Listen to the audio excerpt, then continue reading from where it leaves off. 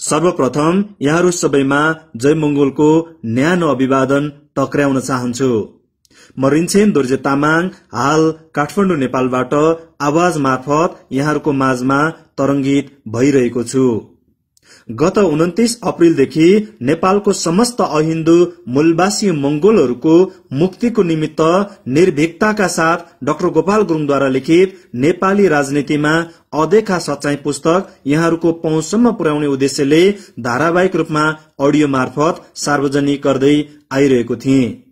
उक्त पुस्तकको अन्तिम भाग स्वरूप यहाँहरूको बीचमा उक्त पुस्तकको 82औं पेजको दोस्रो हरफको पहिलो अक्षरबाट शुरूआत गर्ने अनुमति चाहन्छु। उक्त 66,16,200 भारूबाट 1966 मा नेपाल आएका भारतीय दूतावासका मिलिट्री एटिची कर्नल जेडी करबल बिरामी भएर 3 महिनासम्म हस्पिटल बस्दा 21,330 रुपियाँको बिल तिर्ने काम यसैबाट भयो।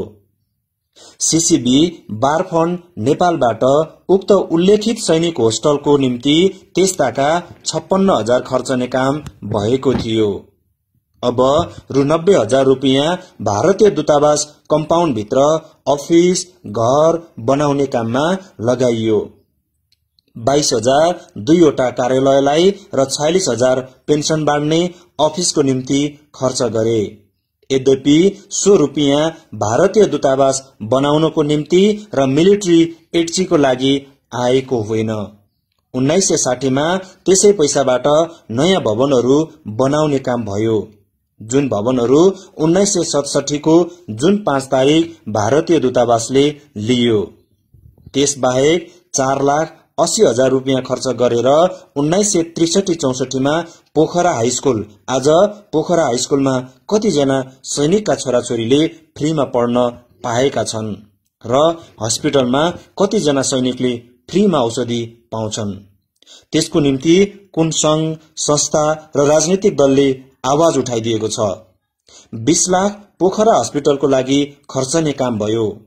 मेरो जानकारीमा आएसम्म यो रुपियाँ भारतीय रुपियाँ हो, बाँकी रुपियाँ कहाँ छ कसैलाई थाहा छैन।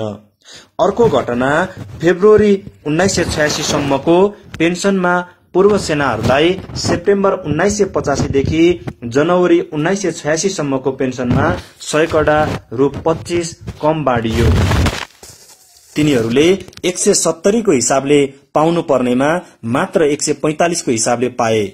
यो कुरा मलाई चितवन जिल्लाका भारतीय पूर्व सैनिकहरूले जानकारी दिएर सम्बन्धित ठाउँमा लेखापढी गरिदिने अनुरोध गरेर संयुक्त रूपमा नाम, नम्बर, पद लेखी हस्ताक्षर गरिदिएपछि मैले मार्च 23, 1986 मा सम्बन्धित ठाउँहरूमा लेखापढी गरी भारतका राष्ट्रपति, प्रधानमन्त्री र रक्षा मन्त्री कहाँ पठाइदिए। त्यसपछि पाउनुपर्ने रुपियाँ तिनीहरूले पाएको जानकारी सहित लेखापढी गरेको कागजपत्र म कहाँ पठाइदिने काम दिल्लीले गर्यो। नेपालको मूलवासी गोर्खा सेनामा बसेर भारत भूमिलाई प्राणभन्दा प्यारो सम्झी छल कपट विहीन भारत भूमिको सुरक्षार्थ मर्न र मार्न कहिले पछि नपर्नेहरूप्रति भारतका राजनीतिज्ञ, बुद्धिजीवी र पत्रकारहरूको सोचाइ सधैँ वल्लभ भाई पटेलको जस्तो अविश्वासपूर्ण, कपट र दुष्टतापूर्ण नभएर यी 80% को हितमा हुनुपर्छ, जसले गर्दा नेपालको 20% को भन्दा 80% सँग सम्बन्ध दरिलो बनोस्। अब धार्मिक शोषणबाट समाजलाई बचाउन अग्रसर हुनु आवश्यक छ। हामीलाई आजसम्म धर्मको नाममा ठग्दै समाजलाई पछिल्लोतिर धकल्ने र शोषण नीति बचाइ राख्न चाहने टाठो भनिने मूर्खहरू चेतनशील वर्गको नजरमा शोषक भन्दा बेसी केही ठहरिन्न। आजको युगमा संसारका सबै चेतनशील वर्ग शोषणबाट छुटकारा चाहन्छन् र जसको लागि संघर्षरत छन्, जस्तै ठूलो बलिदान गर्न पनि तत्पर छन्। नेपालमा राजनैतिक, धार्मिक, आर्थिक, सांस्कृतिक सबै क्षेत्रबाट पछौटाइएका तर सशक्त खुबी भएका सुतिरहेका नेपालका सिंहहरू उठ्न चाहन्छन्। हामी पछौटिएको होइन, पछौटाइएका हौं। पछौटिएको भन्नुको अर्थ हामीमा खुबी योग्यता नहुनु हो। हामीमा खुबी छ तर नेपालमा मौका दिइन्न।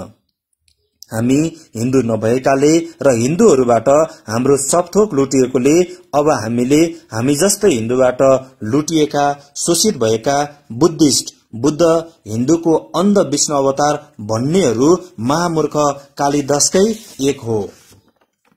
जस्तै हामी मंगोलहरूलाई आर्य भनेर लेख्ने र भाषण गर्ने महामूर्ख मध्येको एकजना प्रपन्नाचार्य भन्ने हिन्दूहरूको भरौटे र हनुमान छ। सिख, जैन, क्रिश्चियन, मुसलमानहरूको पक्ष लिनुपर्छ, फटाहा हिन्दूहरूको होइन।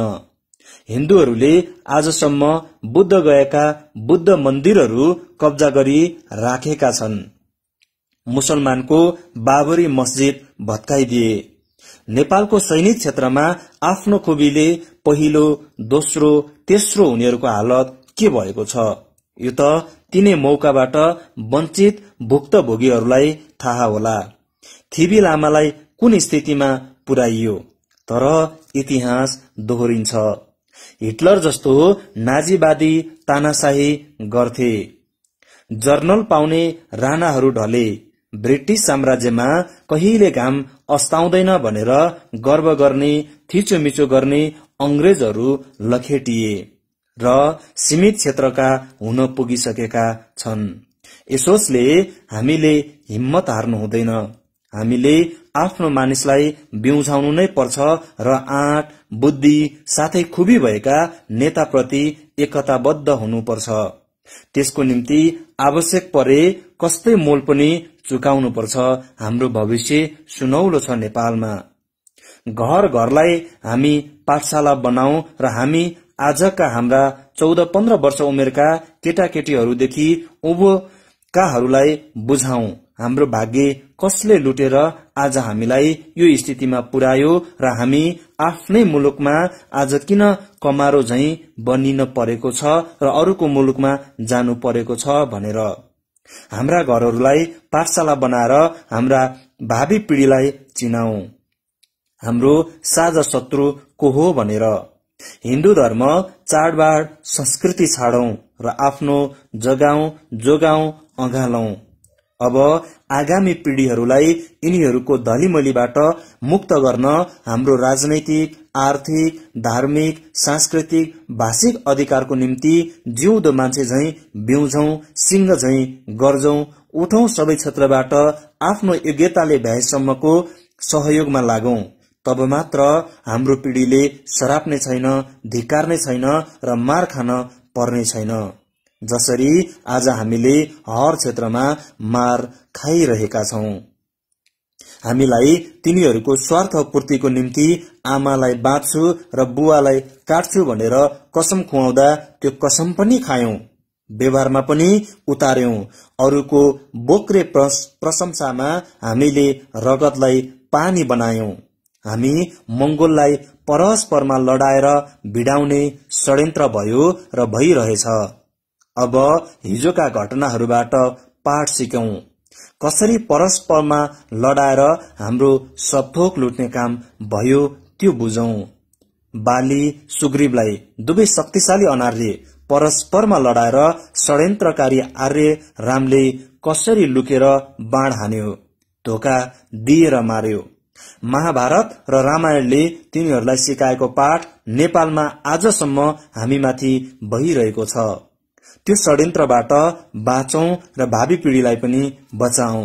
हामी यस मुलुकका मालिक थियौं, कमारो बनाइयौं।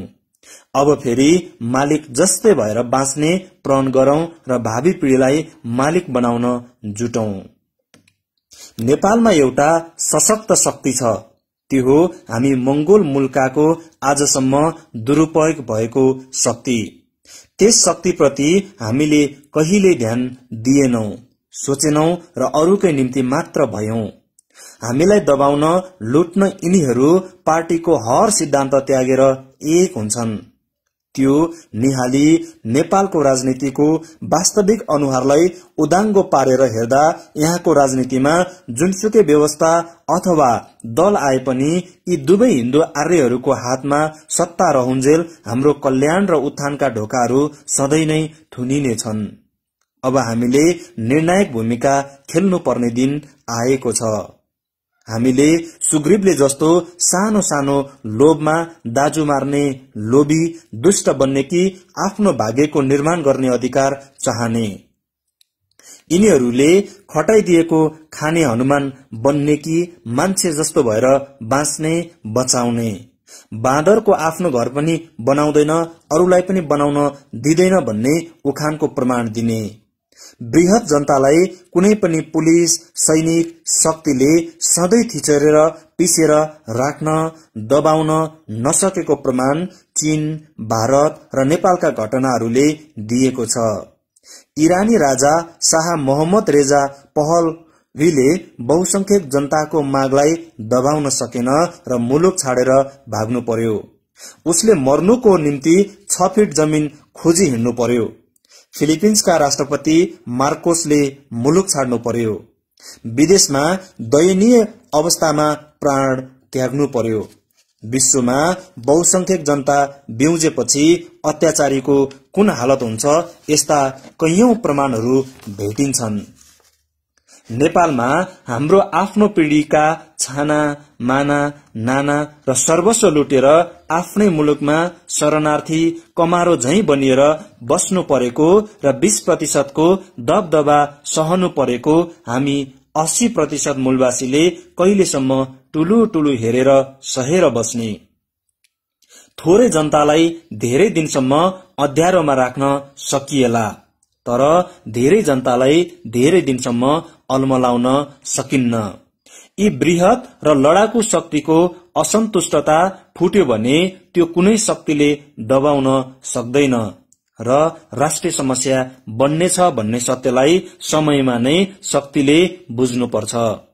यदि कुनै कारणले नेपालमा विस्फोटन भएको खण्डमा भारतले नेपालको 20% हिन्दूको र तराईको 17% भूभागको स्वार्थलाई ध्यानमा राखेर नेपालका यी मूलवासीलाई दबाउने प्रयासमा सैनिक कारबाही गर्ला त?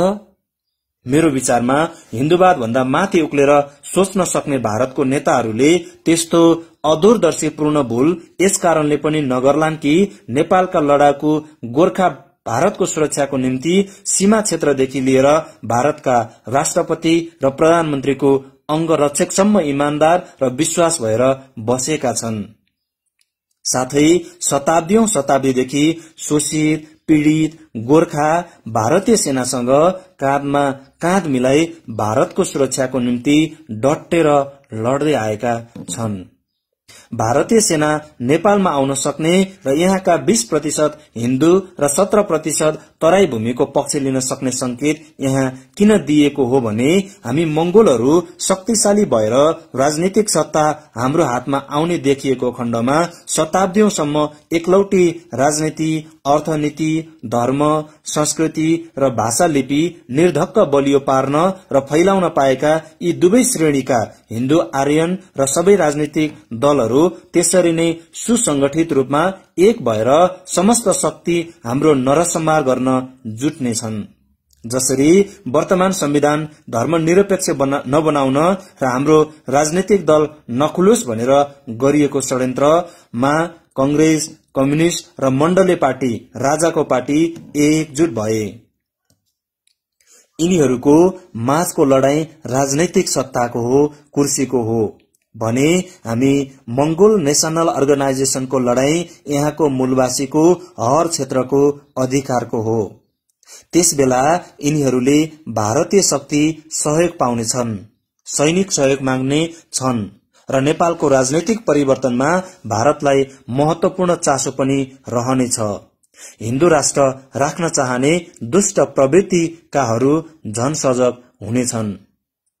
यस प्रकारको राष्ट्रिय समस्यामा ध्यान नदिने हो भने सत्ता हातमा भएकाहरूले सबै देशवासीहरूप्रति समदृष्टि अपनाउनुपर्छ, सबैलाई समान अधिकार दिनुपर्छ, समव्यवहार गरिनुपर्छ। संविधान बदलेर धर्मनिरपेक्ष गर्नुपर्छ। संस्कृत शिक्षा र हिन्दू धर्म विकासको निम्ति छुट्याएको रकम समान रूपले अरू शिक्षा र धर्ममा पनि बाँडिनुपर्छ। त्यो राजस्व 20% भन्दा 80% बेसी तिरेको छ। त्यसको सदुपयोग हुनुपर्छ र खेलवाड गर्न पाइन्न भनेर यसप्रति हरेक पार्टीका मंगोलहरूको पनि ध्यान जानु आवश्यक छ। तिनीहरूले पार्टीको भन्दा वंशजको उन्नतिको ध्यान दिनुपर्छ। एउटै घरको कुनै छोराछोरी आमा बुवाको दृष्टि र व्यवहारमा काखा र कुनै छोराछोरी पाखा भएको खण्डमा पाखा परेका छोराछोरीले आफ्नो बालबच्चाको उन्नतिको निम्ति आफ्नो अंश माग्छ र छुटिएर बस्न चाहन्छ। यो प्राकृतिक गुण हो। अब फेरि त्यो शक्ति उत्साहित भएर तगारो बनिन थालेको छ र संकटकालीन स्थितिलाई पुनः शक्ति केन्द्रित हुन सक्ने स्थिति छ। नेपालमा मानव अधिकार त्यसरी नै हनन भएको छ जसरी पञ्चायत कालमा भएको थियो। हिजोको राजाको सरकार र आजको सरकारमा फरक के? नेपालको राजनीतिमा हामीले बहुदलको माग गरेका थियौं। त्यो नाम मात्रको भए पनि आज आइपुगेको छ। तर एकातिर बहुदल भनिन्छ, अर्कोतिर दललाई स्वीकृत नदिएर विभिन्न अडचन लगाइन्छ। मंगोल नेशनल अर्गनाइजेसनलाई नाम नै साम्प्रदायिक भनेर प्रतिशत नमान्ने भनेर दर्ता दिएन र निर्वाचन आयोगको विरोधमा केस सर्वोच्चमा चलिरहेको छ। संविधानमा हिन्दू आर्य लेख्दा साम्प्रदायिक नठहरिनु मंगोलहरूले मंगोल भन्दा साम्प्रदायिक ठहरिने कहाँको न्याय हो? नेपालको राजनीतिमा वंशजीय राजनीतिले सोच्ने बाहुन छेत्रीको त के कुरा, गणेश मानजी पनि अपरिपक्व नै रहेछन् भन्ने प्रमाण आम जनता राजधानी बाहिरको त उठ्नै परेन। आन्दोलित भएको समयमा राजा फ्याँकेर राष्ट्रपति मुलुक बनाउने मौका खेर फालेकोले पनि दिन्छ। नेपालमा आज भोलि हिन्दू धर्मावलम्बी 90% भएको र बुद्धमार्गी र अरू धर्मावलम्बी अल्पसंख्यक भएको कसैले नपत्याउने मूर्खतापूर्ण तथ्यको प्रचार गर्न थालिएको छ। अब कुन धर्मावलम्बी बेसी छ त्यो सही रूपमा संसारले जान्ने हो भने संयुक्त राष्ट्र संघद्वारा निष्पक्ष चुनाव गराइनुपर्छ। हामी नेपाल सहित भारतका अरू अनार्य वर्गले के बुझ्नुपर्छ भने यहाँ उक्त दुई हिन्दू वर्गमा शक्तिको निम्ति संघर्ष चले पनि हामी अनार्य वर्गको अधिकार खोज्नका निम्ति र हामीलाई दबाउनको लागि चाहिँ यी दुवै एक हुनेछन्, जसरी जिन्हालाई दबाउनको निम्ति भयो, जस्तो बाबरी मस्जिद भत्काउनको निम्ति भयो। यद्यपि भारत धर्मनिरपेक्ष भनिन्छ र हिन्दू राष्ट्र बनाउने प्रयासमा रासस जस्तो जुटेको छ। त्यसरी नै डाक्टर अम्बेडकरलाई दबाउन र जगजीवन रामलाई दबाउन जुटे। यो अभ्यास कार्यकालको साधारण जागिरीदेखि लिएर उच्च तहको जागिरी, गाउँ तहको राजनीतिदेखि राष्ट्रिय तहको राजनीतिसम्ममा व्यापक छ। हाम्रो राज्य शक्तिले जितेर लिएको नभई हामी बेसी दानी भइदिएकाले, सोझा साझा भइदिएकाले, संग्लो हृदय इमानदारी भइदिएकोले हो। पृथ्वीनारायण शाहको पालामा जसले जति मुलुक जितेर आफ्नो मुलुक बनाउँथ्यो ऊ वीर चक्रवर्ती सम्राट कहलाइन्थ्यो। त्यसै अभिलाषाले पृथ्वीनारायण शाहले आफ्नो साम्राज्य विस्तार गर्न पाइलो चालेको थियो। नत्र कुमाऊ, गढवाल र नाला पानी पुग्नु पर्ने कारण देखिँदैन। अर्को कुरा, साँच्चै नै एउटा बलियो राष्ट्रको निर्माणको निम्ति यसो गरिएको भए यस मुलुकका सबैले भाषा, धर्म, संस्कृति र लिपिको समान रूपमा विकास गर्ने अवसर पाउँथ्यो। त्यो त हिन्दुत्वको नाममा शंकराचार्यले गरेको अत्याचार र खेलेको भूमिका जस्तो हिन्दू साम्राज्यको विस्तार थियो, साम्राज्यवादको अभियान थियो। यस्तो अभियानमा पनि हाम्रो पुर्खाले सधैँ वीरता र इमानदारीपूर्वक साथ दिएका थिए। तर हामीलाई अन्याय गरिँदा अन्याय भएको छ, अधिकार नपाउँदा हामीलाई पनि अधिकार दिनुपर्छ भन्दा र विकासको लागि मौका दिनुपर्छ भन्दा एकलौटी घिउ खान पल्केका यिनीहरूले हामीलाई साम्प्रदायिक र अरू उपनाम दिने काम गर्छ। हनुमानलाई रामले बाँदरको जस्तो अनुहार र पुच्छर दिए जस्तो साम्प्रदायिक गर्ने तिनीहरू भन्ने हामीलाई। तर यस्तो स्वार्थ र मूर्खतापूर्ण आरोपहरूको प्रवाह नगरी हामी आफ्नो लक्ष्यमा बढ्दै जानुपर्छ, बिउजाउँदै अघि बढ्नुपर्छ। जित हाम्रो हुनेछ। नेपाल आज संकटपूर्ण स्थितिबाट हिँडिरहेको छ र अझ गम्भीर संकट निम्ताउँदैछ। यसकारण राष्ट्रको हितलाई आज खाँटी नेपाली बनेर दूरदर्शितापूर्ण संग्लो हृदयले सोच्ने बेला आइसकेको छ। यदि नेपाललाई आफ्नो स्वार्थको निम्ति मात्र जुवामा च्याके थाप्ने हो भने मौकाले कसैलाई पर्खँदैन, बस्दैन। नेपालको अखण्डता सहितलाई ध्यानमा राख्ने हो भने नेपाल धर्मनिरपेक्ष मुलुक हुनुपर्छ अथवा बौद्ध मुलुक घोषणा गर्नुपर्छ। यहाँ बौद्ध क्यालेण्डर अथवा अन्तर्राष्ट्रिय क्यालेण्डर चलाइनुपर्छ, त्यो पनि नभए नेपाल सम्मत। नेपालको अखण्डतालाई भारतमा गाँसेको हिन्दू बाहुनहरूको मन्त्र तत्कालै हटाउनुपर्छ र यस्ता अराष्ट्रिय मन्त्र चलाउनेहरू दण्डित हुनुपर्छ। नेपाल रेडियो र टिभीबाट सबै भाषामा कार्यक्रम दिइनुपर्छ र बौद्ध सन्देश पनि दिने गर्नुपर्छ। नेपाल टिभीमा पहिले स्वयम्भूको चैतन्य देखाउने र लगत्तै त्यसलाई हिन्दूको पशुपति मन्दिरले छोप्नुको अर्थ हो यहाँ बौद्ध धर्मलाई हिन्दू धर्मले थिचेको मिचेको प्रतीक, त्यो रोक्नुपर्छ र बुद्धिस्टहरूले त्यसको विरोध डटेर गर्नुपर्छ। यहाँ मंगोलियाबाट आएको भनेर एक थरी भारतीय मूलका नेपाली भारतीयहरूले हल्ला पिट्ने असफल जमर्को पनि गरिरहेका छन्, जसले जापाटाइज, सेमेटिक, हेमेटिकको अर्थ बुझेकै छैन अथवा बुझेर पनि बुझ पचाउन चाहन्छ। हामी के भ्रममा पर्नुहुन्न भने हामी मंगोलियाबाट आएर मंगोल भनिएका होइनौं। संसारमा मानिस, मैले माथि लेखेको वर्ण 3 भागमा विभाजित छन्, जसको एउटा वर्ण मंगोल हो, अर्को कालो वर्ण, तेस्रो हो आर्य वर्ण। तिमीहरू पनि मंगोलियाबाट आएर मंगोल भनिएका भन्ने द्रुतहरूले तिनीहरू भारतबाट आएकोले हामीलाई त्यसो भनिरहेका छन्। यो प्रचार तिनीहरू आफै पनि गरिरहेका छन् र हाम्रो वर्णका केही स्वार्थी तत्त्वहरूबाट र विरोधीहरू सानोतिनो प्रलोभनमा परेर तिनीहरूको हतियार बनी भनिरहेका छन्।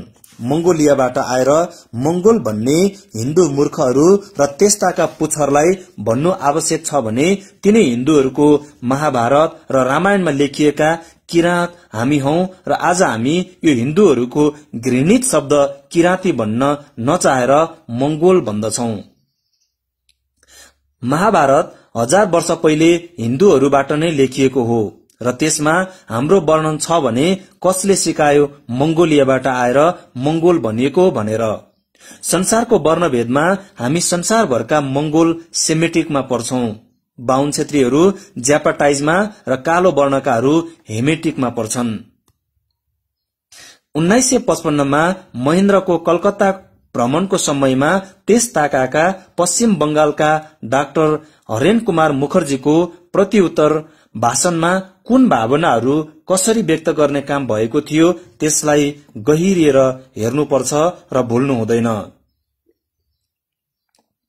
श्री 5 महेन्द्रलाई डिसेम्बर 2, 1955 को दिन कलकत्तामा गोर्खा ट्रुप्सले सलामी दिन्छ। कलकत्तामा भएका नेपालीहरूको संघ संस्थाद्वारा आयोजित स्वागत समारोहमा महेन्द्रको उपस्थिति हुन्छ। प्रतिउत्तर भाषणमा महेन्द्रबाट व्यक्त हुन्छ, भारतमा जुन ठाउँमा गए त्यहाँका नेपालीहरूले भारतीय जनतासँग मिलेर बसेको पाए र मलाई खुशी लाग्यो।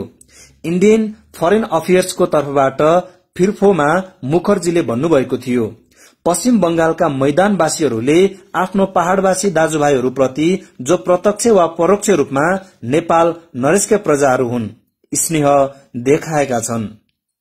तर भारतबाट नेपाल सम्झेर आउने ठेट गोर्खाहरूलाई यहाँ प्रवासी मुगलाने भनेर नेपालको नागरिकता दिन नचाहने र घृणाको भावना फैलाउने अराष्ट्रिय भावना भएका तीनै हिन्दू बाहुन छेत्रीको निम्ति यो ठूलो सबक हो। अप्रिल 1990 देखि बहुदल फर्किएको छ, तर प्रजातन्त्र र मानव अधिकार यहाँका जनताले अझ पाएका छैनन्। बहुदलको अर्थ प्रजातन्त्र र मानव अधिकार होइन। राजा भएकोले प्रजातन्त्रको कुरा गरिन्छ, तर हामी राजतन्त्र राखेर प्रजातन्त्र चाहने नभएर लोकतन्त्र चाहन्छौं जहाँ राजा रहन्न। मानव अधिकारमा राजाको अहिलेको सरकार पनि चुप छ। मैले जर्मनका मानव अधिकार नेपाल विषय हेर्नेका अध्यक्षले लेखकलाई यसरी लेखेका छन्, नेपाललाई फेरि उही रूढिवादी हिन्दू राष्ट्र राखिएको छ, त्यहाँका अहिन्दूको गुजारा छैन। गणेश मानसिंह, विश्वनाथ उपाध्याय, गिरिजा प्रसाद कोइरालाको त के कुरा, मालेका मनमोहन अधिकारीले पनि त्यही माने। अन्तमा हामीले पनि नेपालको राजनीति गर्दा र बुझ्दा के कुरा बिर्सन्नुहुन्न भने राणा शासन, पञ्चायत व्यवस्थाको शासन र कम्युनिस्ट शासनमा नामको मात्र फरक हो र मान्छेको अनुहार मात्र फरक हुने शोषण हो, अरूमा फरक छैन र हुँदैन। अबको 5-7 वर्षभित्रमा नेपालमा कम्युनिस्ट आउन त के कुरा, पूरा विश्वमा नै कम्युनिस्टको शासनको अन्त्य हुनेछ। हाम्रै अनुहारकाहरूले खोलेको दरबार समर्थक पार्टी जो राष्ट्रिय जनमुक्ति र कम्युनिस्ट बाहुन छेत्रीको नेतृत्वबाट फालिएका कम्युनिस्टहरूको जमात हो, जसले पञ्चायत व्यवस्थाकाहरू र दरबारको निम्ति काम गर्न दर्ता नभएको पार्टी हो। त्योबाट पनि त्यत्तिकै होशियारी र सतर्क रहनुपर्छ जतिको दरबार, पञ्चायत र कम्युनिस्टबाट। गएको चुनावमा तिनीहरूले पञ्चायत व्यवस्थाकोलाई सघाएका थिए, किनकि तिनीहरूको मालिक एउटै हो। यिनीहरू मंगोल भन्नेहरूलाई साम्प्रदायिक भन्छन्। बाहुन छेत्रीले मंगोलले मंगोल भन्दा साम्प्रदायिक भन्छन्, किनकि यिनीहरूको मालिक छेत्री हो। तर मजाको कुरा के छ भने यिनीहरूको बुद्धिलाई बाहुन छेत्रीले नपत्याएकोले एकै जना पनि बाहुन छेत्री सदस्य बनेको छैन र तिनीहरू राष्ट्रिय जनमुक्ति पार्टीको सदस्य भन्न लाज मान्छ। यिनीहरूका टाउकेहरू सबै नै अफालिएका कम्युनिस्टहरू छन्। डाक्टर गोपाल गुरुङद्वारा लिखित नेपाली राजनीतिमा अदेखा सचाई पुस्तक यही अन्त्य हुन्छ। नेपालको समस्त अहिन्दू मूलवासी मंगोलहरूको मुक्तिको निमित्त लेखिएको उक्त पुस्तक यहाँहरूको पहुँचसम्म पुर्याउने उद्देश्यले गत 29 अप्रिलदेखि अडियो मार्फत धारावाहिक रूपमा सार्वजनिक गर्दै आइरहेको थिए। यहाँहरूको सल्लाह, सुझाव र प्रतिक्रियाको अपेक्षा सहित आगामी दिनमा उहाँद्वारा लिखित अन्य पुस्तकहरू पनि अझै प्रभावकारी ढंगबाट यहाँहरूको बीचमा ल्याउने बाचा गर्दै आजको निमित्त उक्त पुस्तकबाट बिदा हुन चाहन्छु।